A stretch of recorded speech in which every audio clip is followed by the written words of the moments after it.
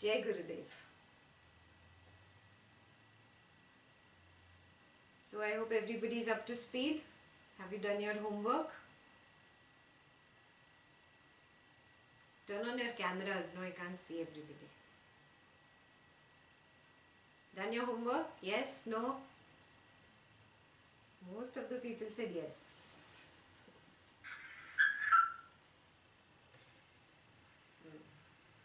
Okay. As most of you have done the homework, we'll go with page 214. We'll start reading page 214 now. Those who have not read the past 2-3 pages, it was more of a story. You didn't miss much, so don't worry. You can go back and read it later. Yeah.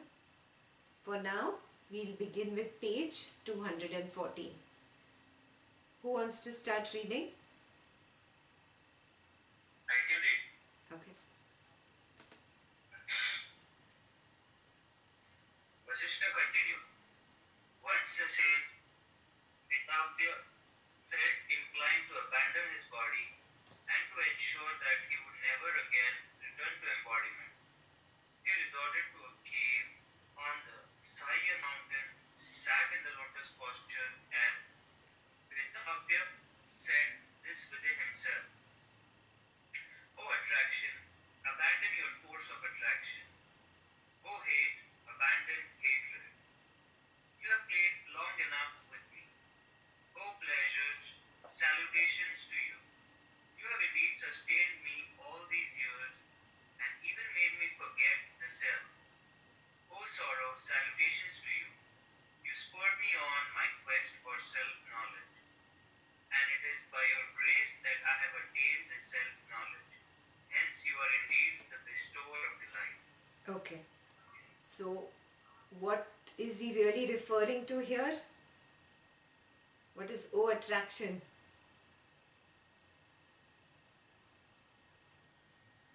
Maya. Ragas. Yeah, here he is referring to his own ragas. O ragas. Abandon your force of attraction. What is O hate? O dvesha. Abandon hatred. You have played long enough with me. Yeah, ragas and dveshas keep playing with us, right? Yeah, day in and day out, moment to moment, there is some raga and some dvesha coming up, arising again and again. Yeah, and then it takes me away. I get lost in the maya of that raga or that dvesha, whatever it is, whether it is a person or situation or thing. It keeps playing with me. So he is addressing his own ragas and dveshas as if they have a personality, or they, as if he's personifying them. Oh pleasures, yeah, because now raga happens towards something that is pleasurable. So he's saying, oh pleasures, salutation to you. You have indeed sustained me all these years and even made me forget the self. Obviously, the Purusha got lost in the Prakriti because the Prakriti was so attractive, no? And the Purusha forgot about himself. So that is why he is saying, O pleasures, you have made me forget about the self. Now he is addressing sorrow next. O sorrow, salutations to you. You spurred me on my quest for self-knowledge. This is very important to understand. If you had not experienced that little dukkha in life, you would have not come onto this path.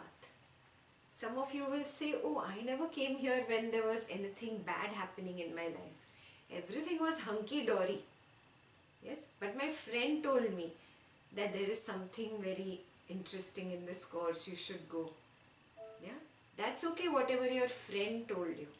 But what you felt, yeah, there was a sense of curiosity within that. I have everything, I'm very happy, but something I need to know, something is missing. Yes, that sense of curiosity or that sense of little bit of lack in life is what is sorrow. O sorrow, salutations to you. You spurred me on my quest for self-knowledge. Got it? Yeah, every sentence is like really potent here. Yeah, it's really potent. And it is by your grace that I have attained this self-knowledge. So you have even come to this, class of Yoga Vasistha. Why? It is because of that sorrow. Yeah, how much ever you want to say, oh, I am a very happy person, I don't have sorrow in life. Yeah, but that feeling of wanting to know something beyond my mundane activities, that is sorrow. Got it? That feeling of lack, that feeling of missing something in life, that is why you are here. That is sorrow. Yeah, Buddha went even one step ahead. He said, everything is sorrow. Life is misery, he says. Yeah. So, he actually meant the same thing, that pleasure is also sorrow, pain is anyway sorrow. Yeah. How is pleasure sorrow? Because I have this thirst to achieve it, I'm running. While I'm running, there is a lot of feverishness in the mind. It's not calm. It's not relaxed. There is no equilibrium. Yeah, there is no sambhava. So obviously he calls that sorrow. That feverishness in the mind to achieve something is sorrow. After I achieve it, I have the fear that I don't want to lose this. What if I lose this? Oh, I have to maintain it. This is also feverishness. This feverishness does not let you relax, does not let you be calm. Yeah? There is no equanimity. So after you've achieved it also, there is sorrow. Now, obviously this thing that you've achieved has an expiry date. One day it's going to go away. However beautiful and expensive your car is, 20 years, 25 years, it's going to break down. Yeah? However beautiful your house is, even if it's $1 million house, one day something will go wrong in the furnace, next day something will go wrong in the air conditioning. Yeah, it will keep breaking down. You see that? So the pleasure turns to pain. And one day when it is lost, the memory of it is also painful. Yeah? You will say, no, I think about my school and college days, I feel so happy. But really, why are you thinking about school and college days now and losing out on the present moment? Because in the present moment, I am not happy. Got it? So from the beginning to the end, it is all sorrow. Life is misery. Got it? The sooner you wake up to this truth, the better for you. Yeah? So here, Vitavya has woken up to this truth. Yeah? And he's like saluting even sorrow now. That because of you, I am on the path of self-knowledge. Thank you. Yeah? He's really grateful to it now. Hence, you are indeed the bestower of delight. He's talking to sorrow only. He's saying, you have bestowed delight on me. Clear? The first paragraph was very important. Even the Sanskrit sutras are very beautiful. They actually speak to O Raga, O Dvesha, the Lord of Raga and the Lord of Dvesha, like that. Clear? Let's go to the next paragraph. You can read ahead, Mitesh. Yes. O body, my friend, permit me to go to my eternal abode of self-knowledge. Such indeed is the course of nature. Everyone has to abandon the body at some time or the other. O body, my friend, you have been my relation for a long time. I abandon you now. You yourself have brought on this separation by nobly leaving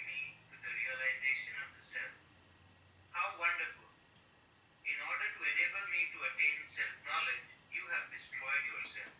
This is even more beautiful. Yeah?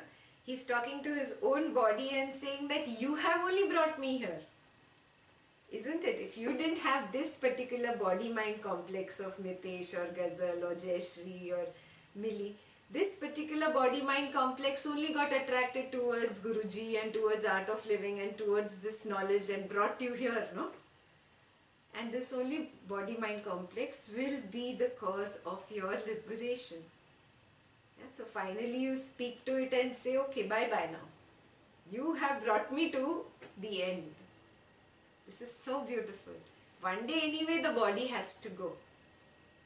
In Ashtavakra 12 Guruji has said, he started it with, before the body gives up on you, you give up on it.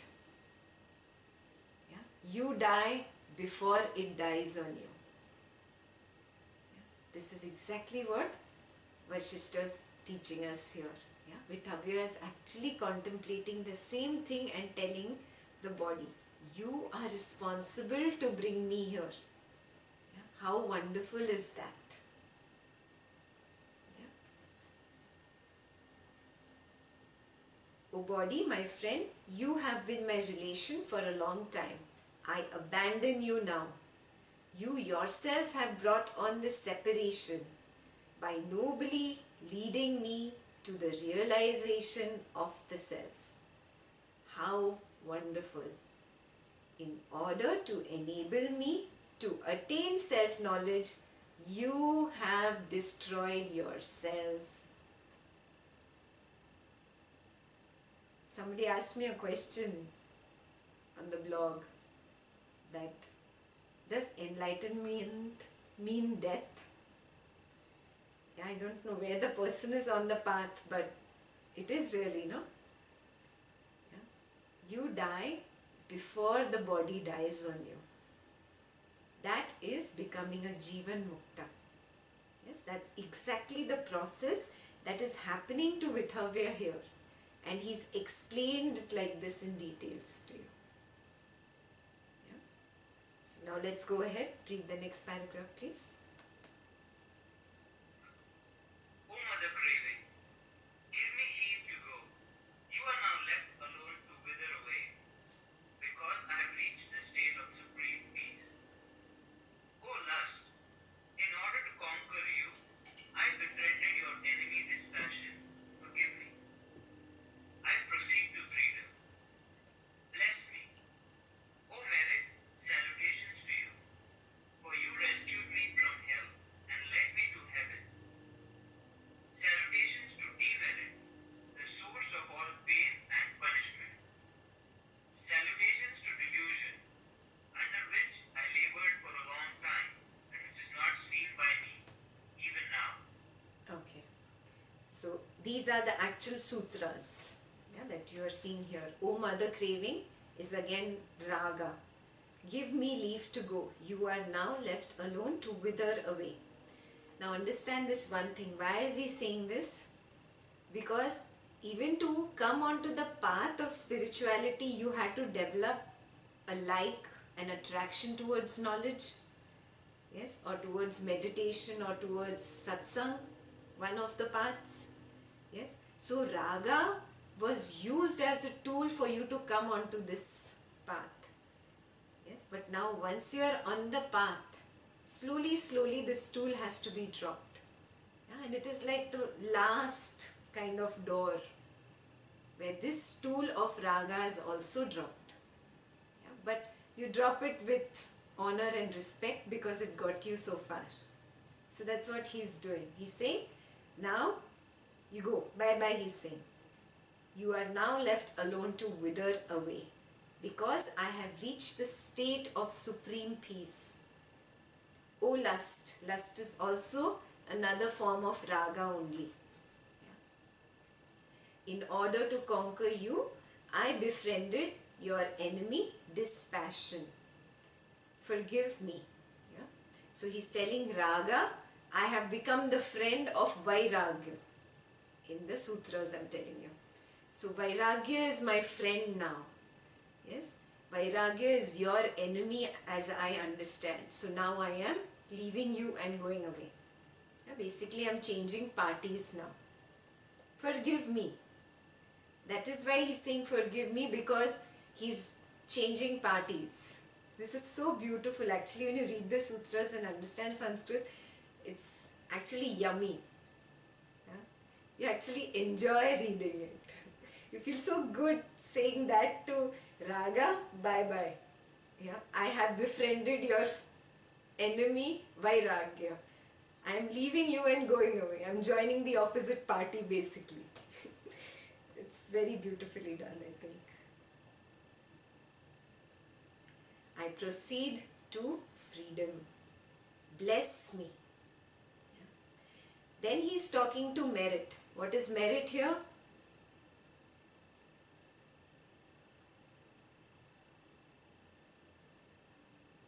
Who is he talking to now?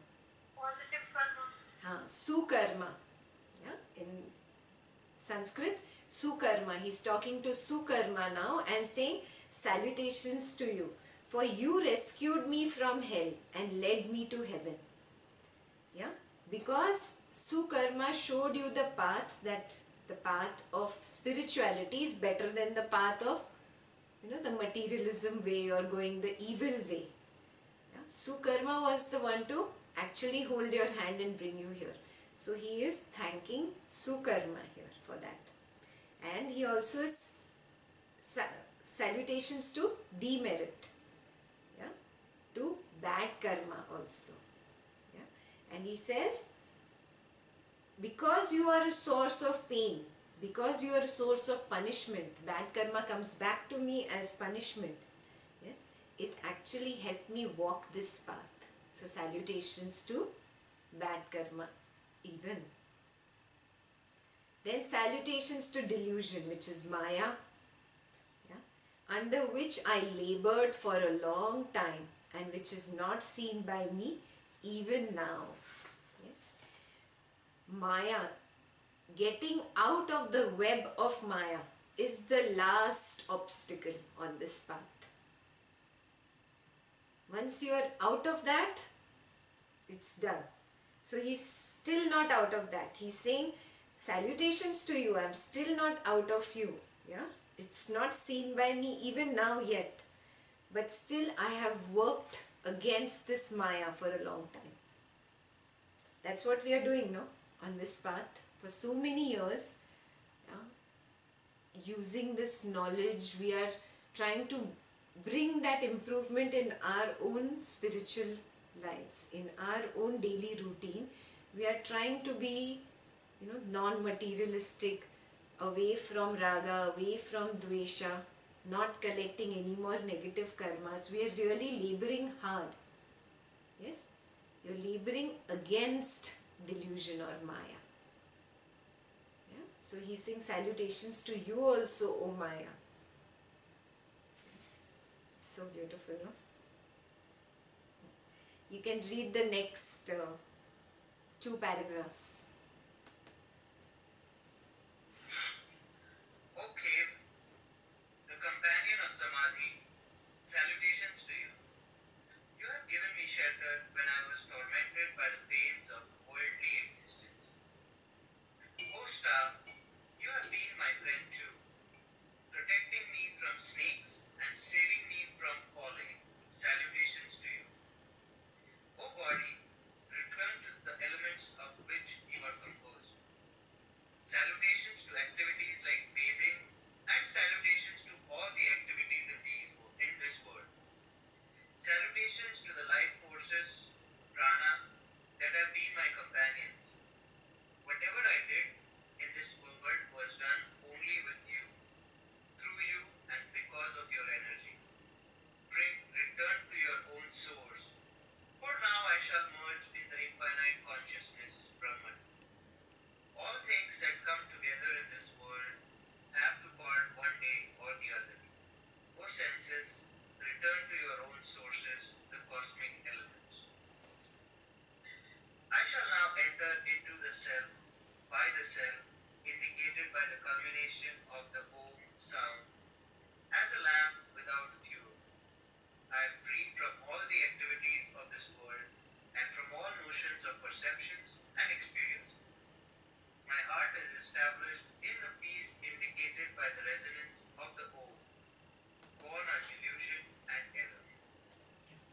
So the rest of the paragraphs are again just thanking everything that helped him.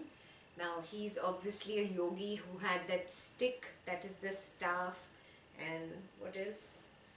He did meditation in a cave, so he thanked the cave. So in his own way he's expressing his gratitude in the rest of the paragraphs. But the most important part is in the last paragraph. Yeah? I shall now enter into the self by the self indicated by the culmination of the Om sound as a lamp without fuel. Yeah? So we have studied this in several scriptures now, in all the Upanishads also. Yeah? That at the last moment of your life, when the soul is departing from this Prakriti, you should sit down and just chant Om rather than think about the ragas and dveshas. Yeah? So here he is actually abandoning his body, right? You remember the first paragraph? Yeah? Pitavya is voluntarily abandoning his body. So this actually tells you what you should do in your last moments. Yeah? Be grateful to everything and everyone, even to dukkha, even to negativity. All the bad things that you got in life and the good things. Be grateful for everything and then just sit and chant Om. If you don't even have the strength, that's fine. In your mind you can chant Om. Yeah? Because the moment the soul leaves the body, it unites with that universal energy which is vibrating at that frequency of Om. Yes, and the more you have been spiritual and meditating throughout your life, at the last moment you will actually merge with that Om. Yes.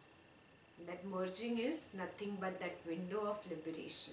It's a very tiny window. We have spoken about this n number of times now. Yeah, if you are aware, even at the time of death, you will meet that window of liberation. But if you're lost in your own ragas and dveshas, it's almost like being lost in a dreamlike state. You're not aware. Yes? Then you miss that window of liberation. So that's exactly the process of death described here. Yeah? Okay. Let's go to the next page. Who'll read 215 now?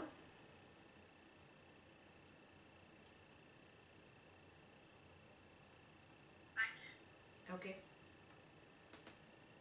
Vasistha continued, with all the desires in the mind utterly silenced, and having well grounded himself in the plane of non-dual consciousness, sage Vedavya uttered the holy word Om. Contemplating the esoteric significance of the Om, he perceived the error of confusing the reality with the appearance. By the total abandonment of all concepts and precepts, he renounced three worlds. He became utterly quiescent, as when the potter's wheel comes to rest. By the utterance of the Om, he dispelled the web of sense organs and their objects, even as the wind disperses scent. After this, he pierced the darkness of ignorance. He beheld the inner light for just a split second, but renounced that too immediately. He transcended both light and darkness. There remained just a trace of the thought form. This, too, the sage cut, asunder in the twinkling of an eye through the mind. Now the sage remained in the pure and finite consciousness, not modified in the least. It was like the state of consciousness of the just born infant. He abandoned all objectivity of consciousness, and even the slightest movement of consciousness. He crossed the state known as Pasyanti and reached the deep sleep consciousness. He continued beyond that too and reached the transcendental or Turiya consciousness. It is a state of bliss that is not its description, which is both something and not something, light and darkness. It is full of non-consciousness and objectless consciousness. It can only be indicated by negation, not this, not this. He became that which is beyond description. Okay. Yeah, so this is again the description of the three states of consciousness. At the moment of death, we all will have a chance to move out. If we are not aware in the three states, we can never reach the Turiya consciousness. Yeah. So he reached the Turiya consciousness because he was 100% aware. 100% aware during the waking state. Moment to moment to moment he was aware. He was mindful. He was living in the present moment. Yeah. He was 100% there. Yeah. That is called being aware in the waking state of consciousness. Because he was aware in the waking state of consciousness, he moved towards the dreamlike state of consciousness, and that is called Pashyanti, that you see in the middle of the page. Yeah? That is that dreaming state of consciousness. So let's read this from the beginning. Only when you are aware in the dreaming state can you move towards the deep sleep state in awareness. And when you are aware in the deep sleep state, you can move towards the Turiya state of consciousness. Yeah? But you will miss the Turiya state if you have not practiced awareness throughout your life in the waking state. Got it? Yeah? So he was aware in the waking state. So now let's see how he was contemplating at that point of death or letting go of the body. With all the desires in the mind utterly silenced and having well grounded himself in the plane of non-dual consciousness. Non-dual, He's one with it. He's lost the ego. absolutely, and he's lost even that distinction in the mind of Prakriti and Purusha. There is no two. Non-dual consciousness is that one Brahman consciousness. Yeah, Advaitam. There is no two. So for him, this was not the body anymore. And he was not leaving the body anymore. There was no two in the mind at all. Yeah? That was completely dropped. And he just uttered the holy word Om. Then contemplating the esoteric significance of the Om. What is the esoteric significance of Om? That it is the sound of the universe, and that is where we all merge into. That's the esoteric significance. He perceived the error of confusing the reality with the appearance. Means what? We start thinking all this is real, no? But this is actually all Maya. Yeah, it's all a dream-like state. It's a temporary state. And he actually could see, understand, oh, how that dream-like state happens. Got it? By the total abandonment of all concepts and percepts, he renounced the three worlds. Three worlds again, in simple terms, heaven, hell and the mortal world, but where heaven is nothing but where all the good spirits, when you do good karma, you move towards. Hell is nothing but where somebody who's done bad karma moves towards. It's not somewhere up or down like in stories. Yeah, but it's all at the same plane of existence.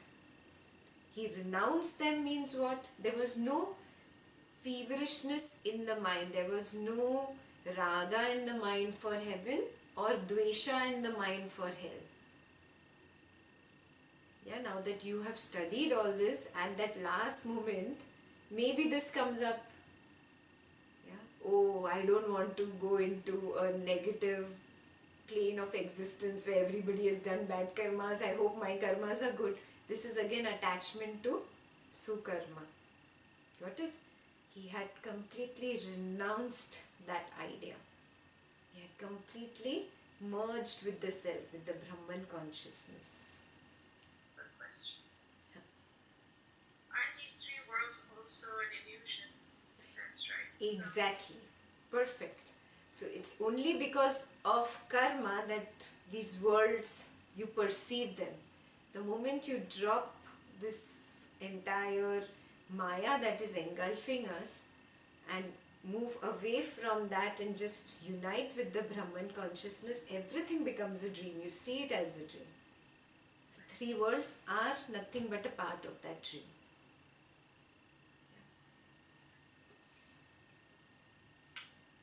He became utterly quiescent, as when the potter's wheel comes to rest. By the utterance of the Om, he dispelled the web of sense organs and their objects, even as wind disperses scent. Yeah, web of sense organs, sight, sound, taste, touch and smell. Yeah, we are lost in these things, no? People, situations and things. So it's a web. Yeah, he dispelled that web. Got it? After this, he pierced the darkness of ignorance. This is all poetic license, okay? There is no really Maya over there and a black curtain that you have to pierce through. Please don't imagine. Poetic license. He beheld the inner light for just a split second, but renounced that too immediately. Means what? When you come closer to the self, you start feeling so beautiful and pure. It gives you a sense of light, but that also is nothing but an illusion of the mind. It's the mind imagining things. So that also he dropped. He transcended both light and darkness. There remained just a trace of thought form. Yeah, it might not be in the form of words hovering in his mind, because he has meditated years. His mind is absolutely quiet. But thought form also exists just as smell or temperature, yeah, or a feeling in the body, a sensation, a vibration, maybe vibrating with the resonance of Om. Yeah, that is also a thought form. Got it? There remained just a trace of thought form. This too the sage cut asunder in the twinkling of an eye through the mind. Now the sage remained in the pure infinite consciousness, not modified in the least. It was like the state of consciousness of the just born infant. From a three states of consciousness, when you are just born, what state is it? Which of the three is it?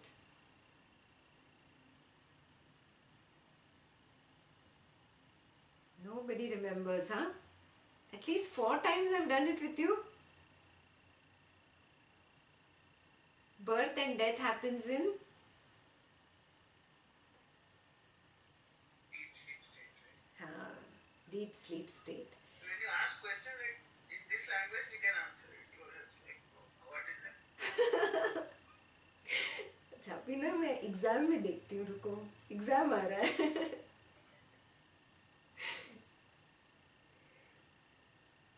He abandoned all objectivity of consciousness and even the slightest movement of consciousness. He crossed the state known as Pashyanti and reached the deep sleep consciousness. Got it? So they're talking about the transition, moving away from the dreamlike state. Because he was so aware in his waking state, his dreamlike state was just like a transition. It did not hold on to him. Yeah? Dreams hold on to us because of our strong ragas and dveshas. When ragas and dveshas start falling away, dreamlike state cannot hold on to you like that. Yeah? So he just moved, slided through that Pashyanti state and went into the deep sleep state. This is very beautiful. It's almost like you're pressing a rewind button on the growth of your consciousness and its journey into Maya, right? Absolutely, absolutely.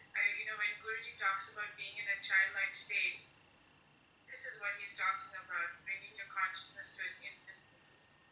can almost see the movement, right? Like the twinkling of the light within is almost like the first point where your ego is stepping in as you're moving out. And you're distancing yourself from your consciousness. So it's a beautiful rewind almost. Yes, yes, absolutely. Beautiful. He continued beyond that. Yeah. Now what happens to us? We die in deep sleep state, we stay in the deep sleep state, and we are born in the deep sleep state. Yes, because we are unaware. This yogi is aware. That is why he has the ability to transcend deep sleep state. Got it?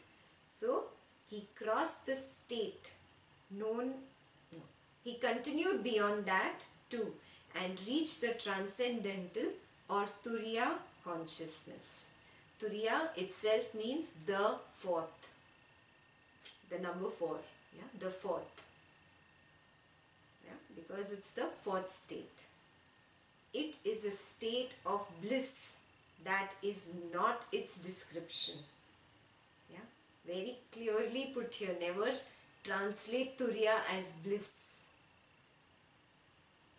which is both the is and the is not, both something and not something.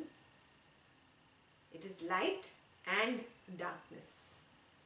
It is full of non-consciousness and consciousness. It can only be indicated by negation. Yeah? We have talked about this negation. Neti, neti, not this, not this, not this. He became that which is beyond description.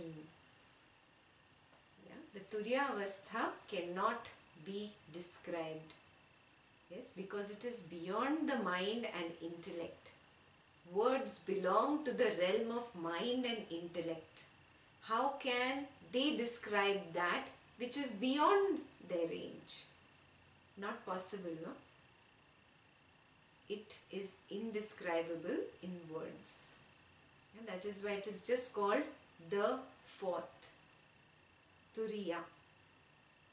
Yeah? Only because Vitavya was aware during his 3 states of consciousness, he moved on to Turiya. We miss that moving on to Turiya. Why?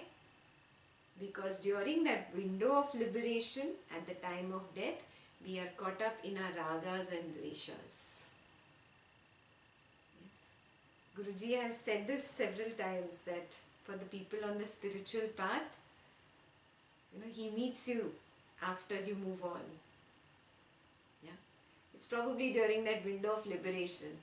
One side Guruji will be standing and waving out to you, the other side will be your strongest raga and dvesha. Yeah? See what you choose. Oh, Guruji, to okay, let me go behind this and finish. Window of liberation gone, immediately Guruji disappeared.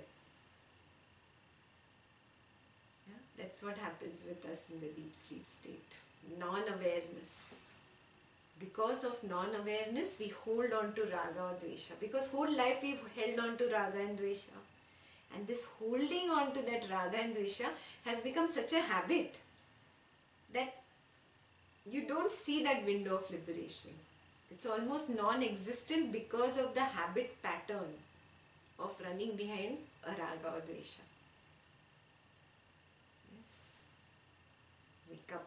Now also, wake up. It's not too late. Yes. Break the habit pattern of ragas and dveshas.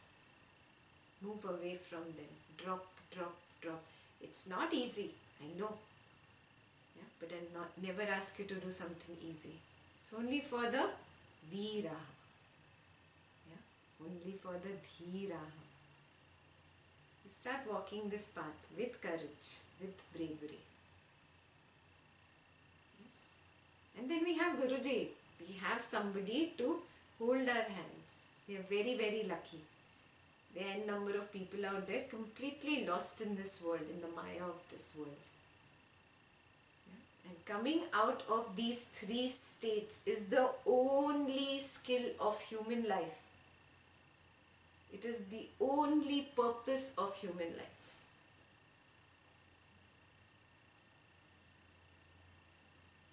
There is no other purpose, really. You make your millions and billions and trillions. I don't know the count after that, but make your cars and make your homes and make 10 babies and see, do you get all that joy and the peace that you were looking for? Or are you just collecting more ragas and more dveshas by doing these things? Again, I'm not saying don't do. You have to exhaust your past loans, your past karma. So you have to continue doing it till you exhaust everything. But now, drop that attachment to it and continue doing that you have to do. Dropping that attachment is the skill. And that is what is awareness. Yes, 100% sharpness and focus, moment to moment to moment is required to be able to drop every raga and every dvesha that comes up. And that focus, that sharpness, that alertness, that awareness you have to take to your dreaming state and then to your deep sleep state. Then only do you cross over to the Turiya Avastha. Yeah. Can go ahead now. We'll read the next till the end of the page. Okay. That state is the void, Brahman, consciousness, the Purusha of the Sankhya, Ishvara of the yogi, Shiva, time, Atma, or self, non-self, and the middle, etc., of the mystics holding different views. It is that state which is established as the truth by all these scriptural viewpoints, that which is all. In that the sage remained firmly established. When the sage had thus become one with the infinite consciousness, the body decomposed and the elements returned to their respective source. Thus have I told you, O Rama, the auspicious story of the sage Vitavya. Reflect over it. Whatever I have said to you and whatever I shall say to you now is born of direct perception, direct experience and deep contemplation. Meditate upon this, O Rama, and attain wisdom. Liberation is attained only by wisdom or self-knowledge. Only through such wisdom does one go beyond sorrow, destroy ignorance and attain perfection. What has been described as Vitavya is only a notion in our mind. So am I and so are you. All these senses and the whole world are nothing but the mind. What else can the world be, O Rama? Yeah, so that is your homework number 1. What is your homework? Contemplation. Yeah. You sit and think, you sit and contemplate on your own ragas, your own dveshas. Actually see how sorrow brought you towards self-knowledge. Actually be grateful to every person, everything, every little negativity in you which has actually pushed you closer and closer to self-knowledge. Yeah? Because he says this is born out of direct perception, direct experience and deep contemplation. Same thing Buddha said. Yeah, Buddha said it so beautifully. He said, don't trust anybody, not a guru, not a scripture. You sit down and you observe. You contemplate.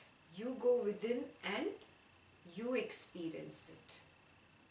Yes, I tell you the same thing. Do not believe Guruji, do not believe Vasistha, do not believe Ekta also. You start your own journey. Sit and observe. Observe your own self very objectively, keeping the ego aside. Yeah, some vacation time for the ego. Tell him, okay, it's the weekend. Take a break. And objectively look at your own self. Yeah? Observe, what are you? Are you really just this piece of flesh, whatever, how many ever pounds big, piece of flesh sitting here?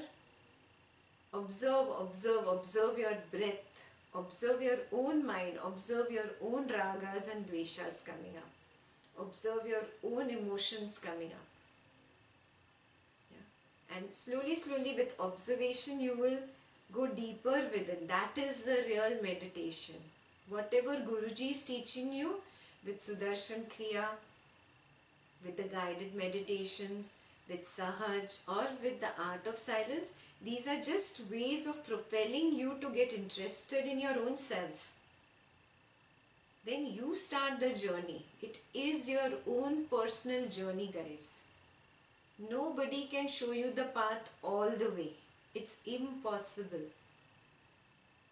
Gurudev is just showing us a direction, helping us to go within. But after I go within, it is my individual journey. Yeah. So then I have to observe myself. I have to let go of this raga, that dvesha, observe what is happening. And slowly when you start observing, no, you will notice, oh, ragas have particular sensations here in the body.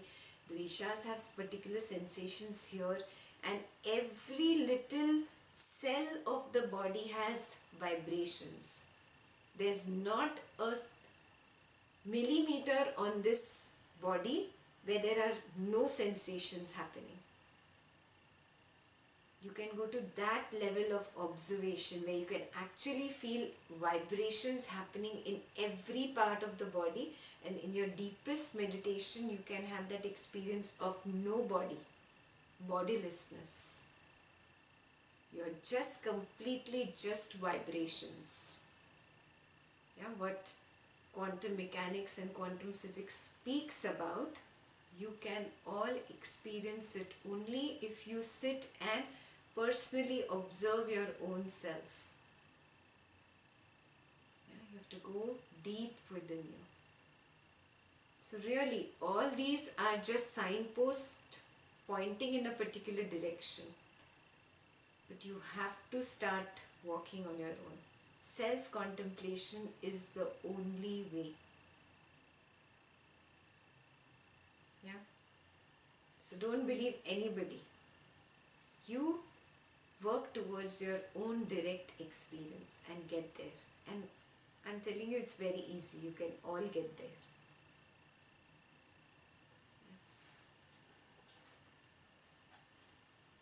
So he gives the same homework to Rama. You meditate upon this. And liberation is attained only by wisdom or self-knowledge. Yeah, now what is self-knowledge? This reading the scriptures is not self-knowledge, huh? Self-knowledge, knowledge about myself. When I contemplate, I look at my own ragas and dveshas and my own ego and my own memory and how this entire internal drama works, and I observe that I am nothing but a whole bag of sensations happening here and there. Yeah? And then I can actually feel that I really am not this body. That is self-knowledge.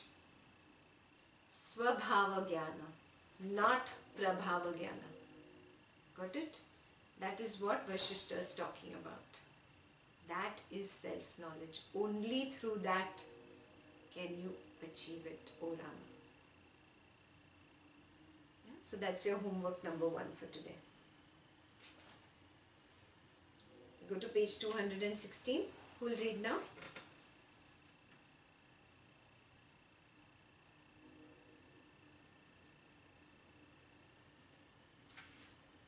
I can read. Okay. Rama asked, Lord, why do we not see many of these liberated sages traversing the sky now? Vasistha replied, flying in the sky and other powers are natural to some beings, O Rama. The extraordinary qualities and faculties which are observed in this world are natural to those beings, and not to the sages of self-knowledge. Supernatural faculties like flying in the air are developed by even those who are devoid of self-knowledge or liberation, by the utilization of certain substances or by certain practices. All this does not interest the man of self-knowledge, who is utterly content in himself. They who in pursuit of pleasures acquire these powers tainted by ignorance are surely full of ignorance. The sages self-knowledge do not adopt such a force. Okay. So what is he talking about here? These are siddhis. Yeah. So you have heard about sages who can walk on fire and whatever, fly, levitate basically, and things like that. All these miracles are possible. It's not that it's not possible. Yeah, when you go really deep into meditation and you realize you are not this body, you're just prana, just vibrations, you come to such a level of understanding. That understanding is so strong, that power in you is so strong, yeah, that the body does not exist, or the body cannot be burned, or I am not the body basically. Yeah, then even when that person walks on fire, it does not affect him.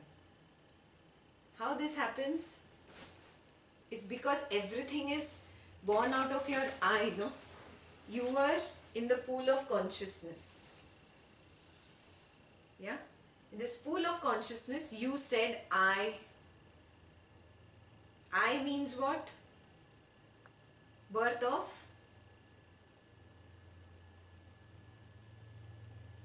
Humanity. Yeah, but I means what? Ego. What is born? Body. The subtle body, not the physical body yet. Yeah, this I leads to the birth of, first of all, you get out of the pool of consciousness, and I is your subtle body. Yeah, we'll call it S, subtle body. This subtle body says, now I want to be earth.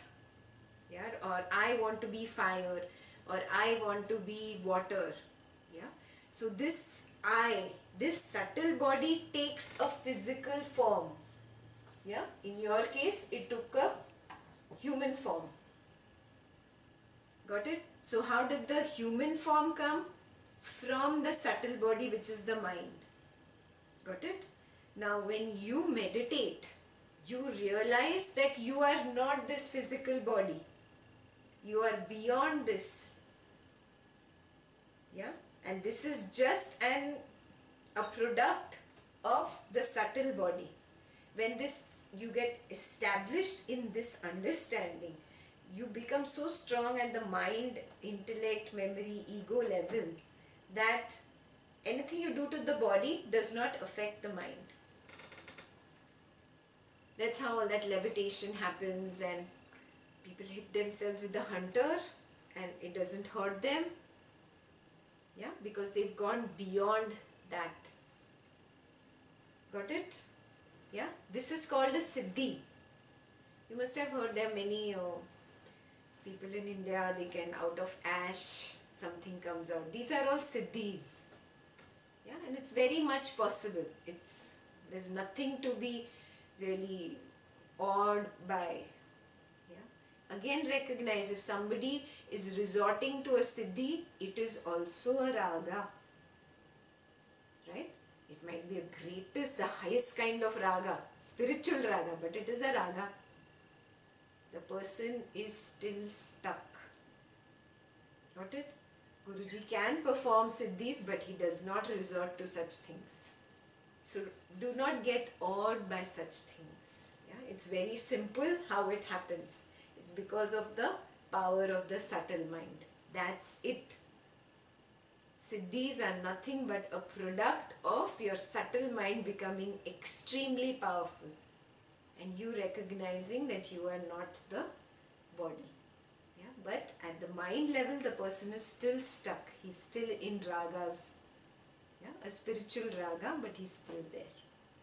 So, they who in pursuit of pleasures acquire these powers, tainted by ignorance, are surely full of ignorance. Yeah, they are full of maya. The sages of self-knowledge do not adopt such a course. Yeah. Okay. You can read the next paragraph.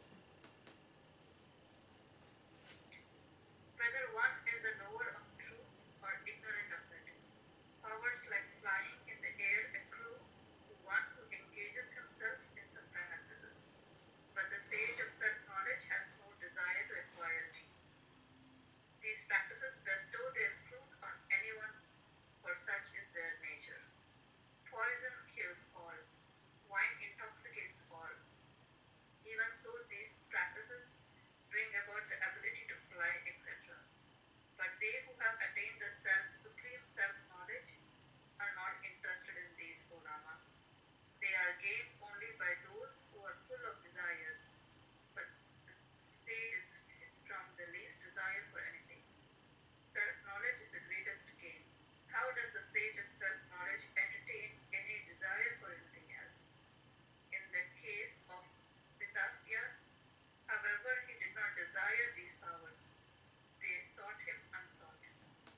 They sought him unsought means they came to him even when he was not looking for them. Yeah, Guruji always says, na, when you meditate and you go deeper within in this self-knowledge, even before you want something, it comes to you. Yeah? You don't even have desires and gifts just start pouring in, things just start happening in life. Everything just keeps falling into place. You don't even have to wish for something.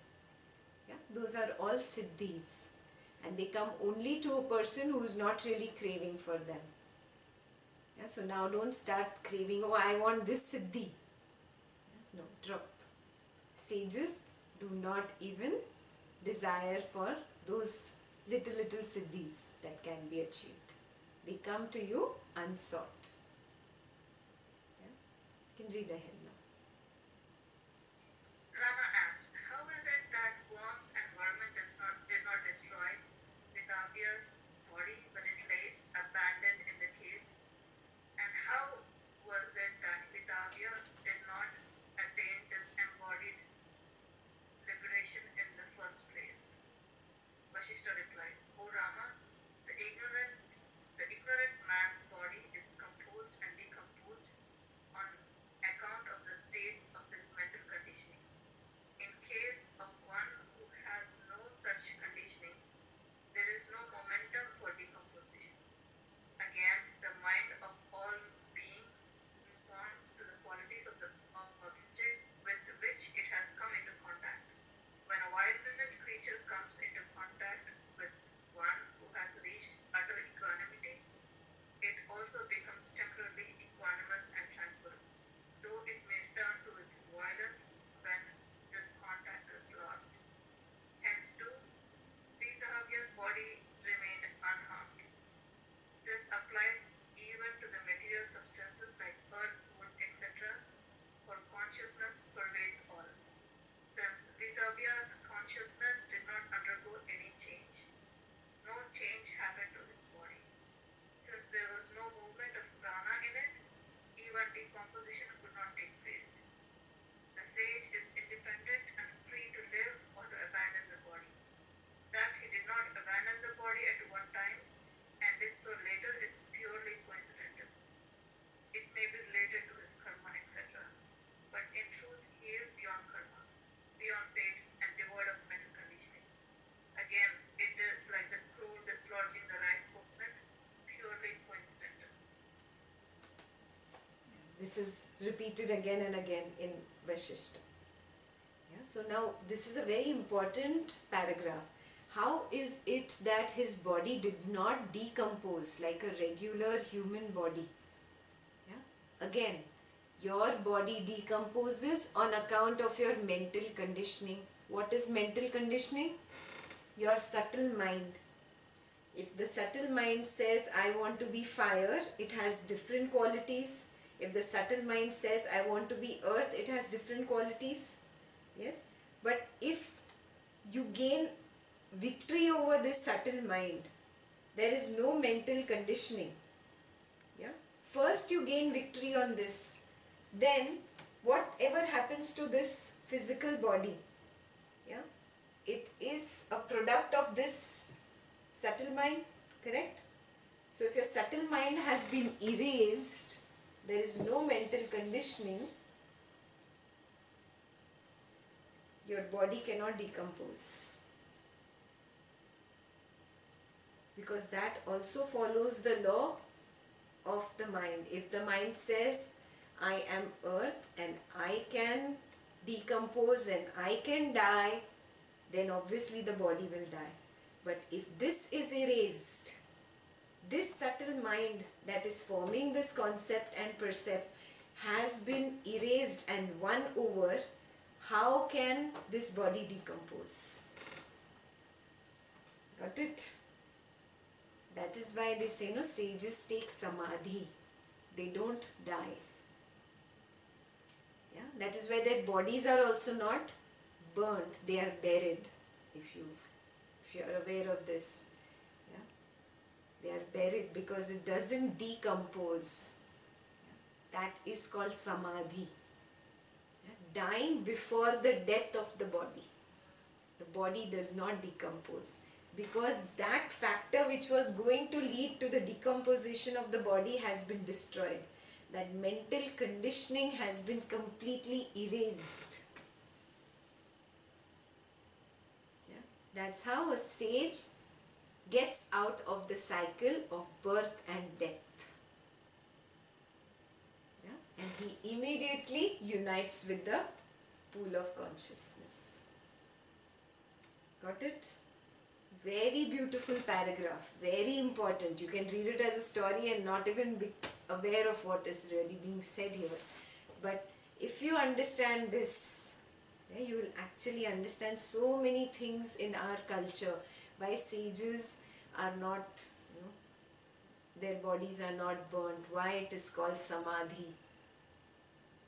Yes, and what is the way out for you also. Erase that mental conditioning completely. And I am the body is the biggest mental conditioning that you have. The moment that is erased, the moment you drop this, I am the body, I am the mind, I am that memory, that ego, that complete false identification in which you are living, the mental conditioning is dropped. Yes. So I want to leave you with this beautiful paragraph. Think about this and work on yourself. High time we all start self-contemplation. Very, very important. Self-contemplation is not just thinking, it is only observing. Yes, good you do short kriya, but the real self-contemplation will start after short kriya. Short kriya is just a means to quieten the mind, to calm yourself down, yeah? To come to that level of peace. Now the journey actually begins after the kriya, in your own meditation. Yeah? So start doing that if you've not been doing that. Yeah? The most important part in this last paragraph is the ignorant man's body is composed and decomposed on account of the states of his mental conditioning. In the case of one who has no such conditioning, there is no momentum for decomposition. You can highlight these 3 lines. This is the most important part.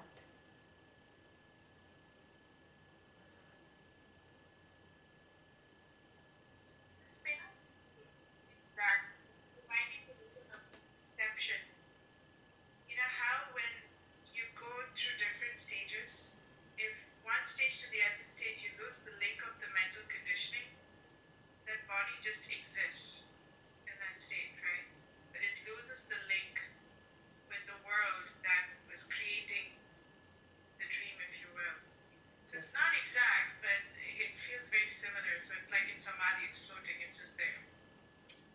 Perfect. That is why he says in the last half of this paragraph that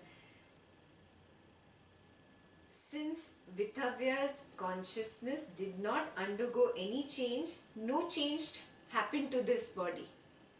Since there was no movement of prana in it, even decomposition could not take place. The sage is independent and free to live or to abandon the body. That he did not abandon the body at one time and did so later is purely coincidental. It may be related to his karma. Yes, so the body may exist even after the mental conditioning is completely wiped off, because you remember there is one last karma out of those 5 which cannot be erased. That is the longevity of this particular piece of Prakriti. Yes, the longevity and the mode of death. Yes, that is the last straw. You can get enlightened much before. Yeah? So you are actually abandoning the body before the body drops you.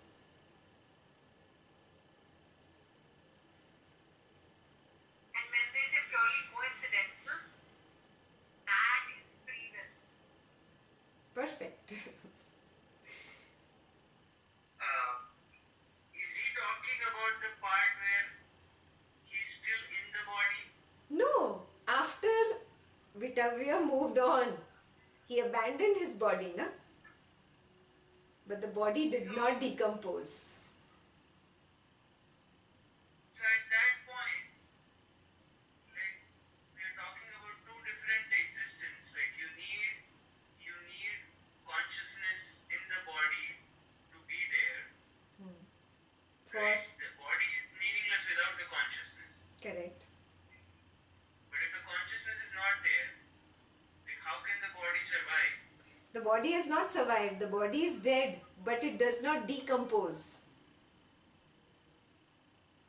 The decomposition also that will happen to a body will happen because of the subtle mind, the subtle body, which is the mind, and its impressions and its conditioning and its beliefs and concepts and precepts.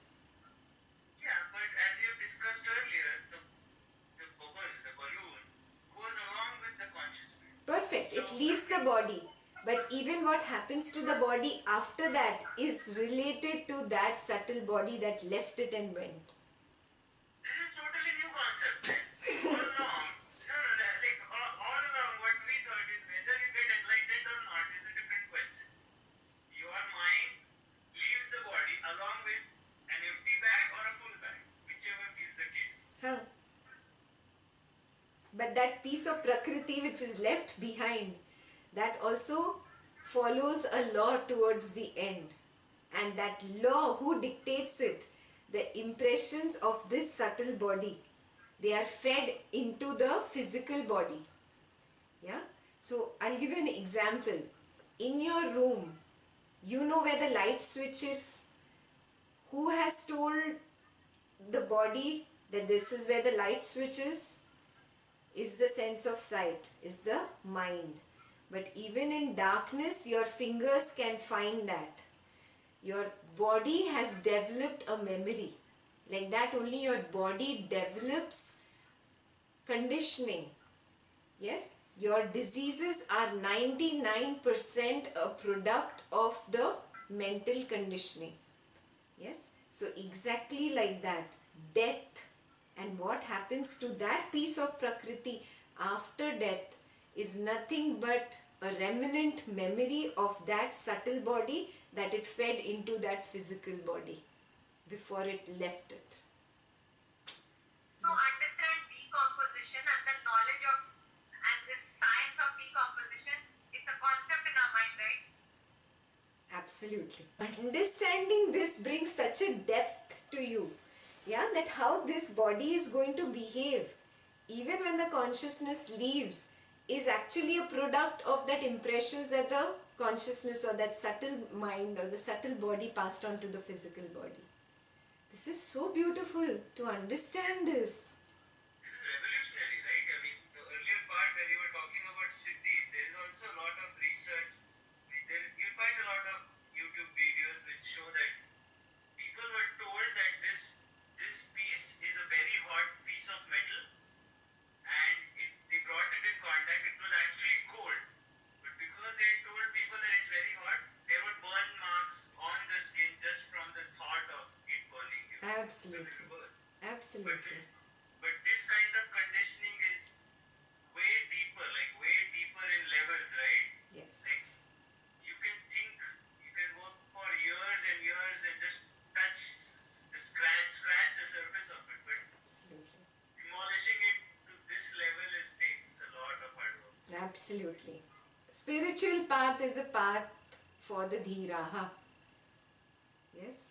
That's why I keep nudging you guys. Start walking. It's not just about doing short kriya. It's really about self-contemplation, about going within. Yes. So this week, after kriya, after short kriya, just sit and keep observing. Keep observing. Observe your breath. Observe every part of the body. Observe any sensation, any tightness, anywhere in the body, pain in the body. Observe, observe, observe. Then from the body, observe what is happening in the mind. At the same time, be aware of what is happening in the body. At the same time, be aware of the breath. Then go one more level deeper. Emotions. Observe, are there any emotions? Again, be aware of the mind and the sensations in the body and the breath. And increasing that awareness all together. You have to come to a point where you completely feel totally light, as if non-existent this body is. And this is Buddha's method, really. Observe, observe, observe. Buddha never said sit and regulate your breath. Yeah? Buddha said just observe. That's it, period. That's all he taught. The gap meditation is a lot like that, right? Like, Yes. and it's not even just with your eyes closed.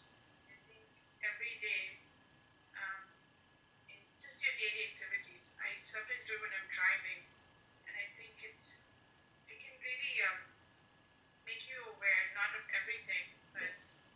just aware of how things just happen naturally.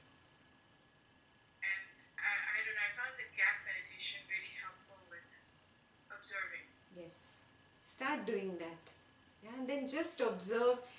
Even you have to go at a very deeper level, and where you have to observe everything together. Yeah, for that, sitting still is really essential. Not even moving your shoulder like this, or you will feel like scratching your nose. No scratching, no moving, not even letting the head fall down. Just observing, because even that little sensation of scratching the nose, pulling the ear, putting your hair behind, doing all this is nothing but the mind trying to distract you from your observation. You have to become stronger than the mind. You just sit and you are, and then you move away from the body. Then moving away from the body means I do not react to anything that is happening in the body. It's just these 20-30 minutes I'm going to meditate. I'm not going to die. What will happen if I don't scratch my nose? Let me see. The itching will stop. It's only the mind trying to distract you. That's the only way you can become stronger than the mind. Then slowly, slowly it will distract you with words. He said this, then she said this. You have to observe the thoughts. Then it will bring up emotions. Oh, I hate this person. This person is so nasty. Yeah, all these emotions start coming up. Observe, observe, observe. No reaction. No reaction in thought. No reaction in emotion. No reaction in movement also in the body. Leg is paining. No, it's okay. It's only a matter of 30 minutes. I'm not going to sit here for 10 hours. Let it pain. I'm not going to stretch my leg out. Observe the pain goes away, because it is nothing but the mind craving for attention. Yes, slowly you will observe, you will become stronger than the mind, and when you become stronger than the mind, your observation becomes so deep. You can carry all this mind, body, ego, intellect, all this observation together.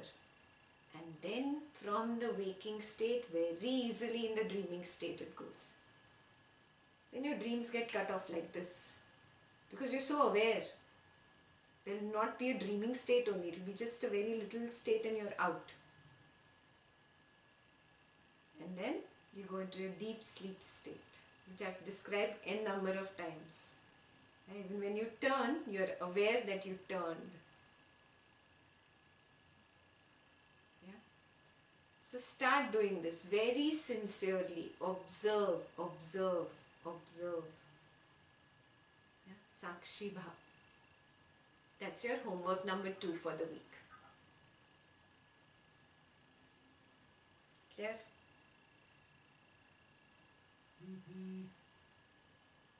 Any questions?